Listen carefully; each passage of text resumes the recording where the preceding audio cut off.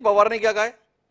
अजीत पवार ने कहा कि नया नेतृत्व देना हमारी पार्टी की परंपरा रही है, तो उसी के तहत आदरणीय पवार साहब ऐसा करना चाहते हैं। किसकी बात माने? आपकी बात माने, अजीत पवार की बात माने? नया नेतृत्व देखिए, जब तक का पवार साहब है, जब तक का एक भी राष्ट्रवादी का कार्यकर्ता नया नेतृत्व नहीं चाहेगा, उसके बाद में तो ठीक है जो भी निर्णय होगा, लेकिन आज की तारीख में एक भी राष्ट्रवादी का कार्यकर्ता निवृत्ति पवार साहब को लेने नहीं देने वाला है। फहमीदा जी, आप मेरी बात को एक बार फिर से सुनने की कोशिश कीजिए। मैं बड़े सम्मान के साथ आपकी बात को ग्रहण कर रहा हूं। आपने ये बताया है कि एक भी कार्यकर्ता स्वीकार नहीं करेगा, एक भी कार्यकर्ता तैयार नहीं है। तो मैंने ये जानना चाहा कि ये अजीत पवार क्या है? अजीत पवार एनसीपी के कार्यकर्ता हैं कि नहीं हैं? क्योंकि अजीत पवार तो साफ साफ में बोल रहे हैं, साफ फैसला वापस नहीं लेते। पहले तो बयान उनका ये आया था, मतलब शरद पवार भूले से वापस ना ले लें, ये अजीत पवार ने पूरी तरह सुनिश्चित करना चाहा, ऐसी सामान्य समझ कहती है। दूसरा, उन्होंने ये भी बताया उम्र हो गई है शरद पवार की, तो इस बात को समझने की कोशिश करें। तीसरी बात उन्होंने कही, नया नेतृत्व देना ही चाहिए।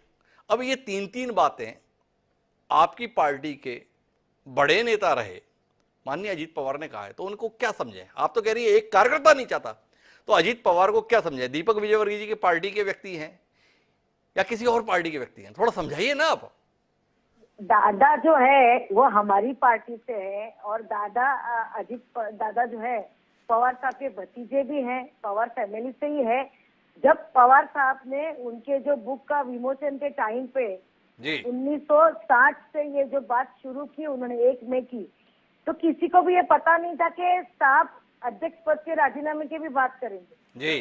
अचानक से उन्होंने जो बात की, तो वहीं लोगों को, आधे लोगों को तो पहली बात तो समझ में नहीं आया कि पवार साहब ने ये क्या बात कर दी है। हालांकि वहाँ प्रेस थी, उनको भी समझ में नहीं आया, प्रेस वालों को भी जब समझ में आया, और जब भी दादा ने ये स्टेटमेंट दिया कि देखो पवार साहब का जो निर्णय है वो कार्यकर्ताओं को मानना चाहिए, अभी उनकी उम्र हुई है, लेकिन उसके बाद में कल पूरा दिन गया, आज जो पूरा दिन है, लेकिन कार्यकर्ता हम वहां से वाईबी चौहान से हिले ही नहीं थे।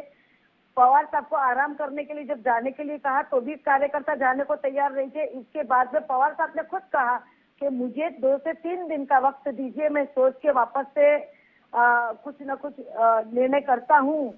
तो दादा ने जो बोला था वो पहले दिन बोला था, लेकिन उसके बाद में जो पार्टी और कार्यकर्ताओं का जो सामने सामने उनको रुझाव दिखा कि कार्यकर्ता किसकी तरफ से बोल रहे हैं करके, तो थोड़ा बहुत वहां पे जो इंटरेक्शन हुआ वो आप लोग ने सबने देखा है कि उनका स्टेटमेंट थोड़ा चेंज हुआ है। तो फहमीदा जी मान गई भाई, सब नहीं थे, अजीत पवार कुछ और चाह रहे थे। अब दूसरी बात है फहमीदा जी, कि शरद पवार ने ऐसा फैसला क्यों लिया? अपने परिवार के अंदर की महत्वाकांक्षा से दुखी होकर, या कंधे कमजोर हो गए, अब ये बोझ उठाया नहीं जाता इसलिए लिया, या देश की राजनीति में कुछ नया करने का मन हुआ है इसलिए सोचा कि इस पार्टी से निजात लूं, कुछ नया करूं, इसलिए लिया? क्या देख पा रही हैं आप, क्यों लिया?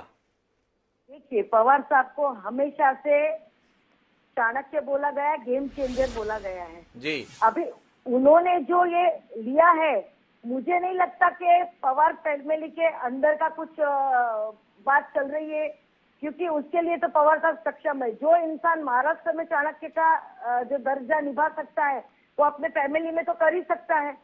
ये कुछ ना कुछ कहीं ना कहीं ऑपरेशन लोटस जो चल रहा है उसके लिए कुछ गेम चेंजिंग, मुझे ऐसा लग रहा है एज ए कार्यकर्ता मैं जहां तक देख पा रही हूँ। तो फहमीदा जी, अब मेरा एक आखिरी सवाल है इस चरण में आपसे। जब आप मान रहे हैं कि पवार साहब को तो देश चाणक्य के तौर पर समझता है, तो चाणक्य की चाल को रोकने की कोशिश आप कार्यकर्ता क्यों कर रहे हो भाई? भाई शरद पवार ने एक चाल चली है, समझ पाना मुश्किल है, और आप सब लोग कर क्या रहे हो? उनकी चाल को विफल कर रहे हो। कैसा काम कर रहे हो आप लोग? क्योंकि राष्ट्रवादी कांग्रेस पार्टी बिना आदरणीय शरद पवार जी के हम देख ही नहीं सकते हैं। उनके देखो जो भी चाल होगी, लेकिन आज हम राष्ट्रवादी के जो मैं कार्यकर्ता हूँ छोटी सी, उसमें पवार साहब के बिना हम राष्ट्रवादी देख ही नहीं सकते हैं। फहमीदा जी, आप कहीं उलझ रही हैं। आपने खुद बताया कि देखो भाई, पवार साहब को तो देश के स्तर पर चाणक्य माना जाता है। चाणक्य ने एक चाल चली।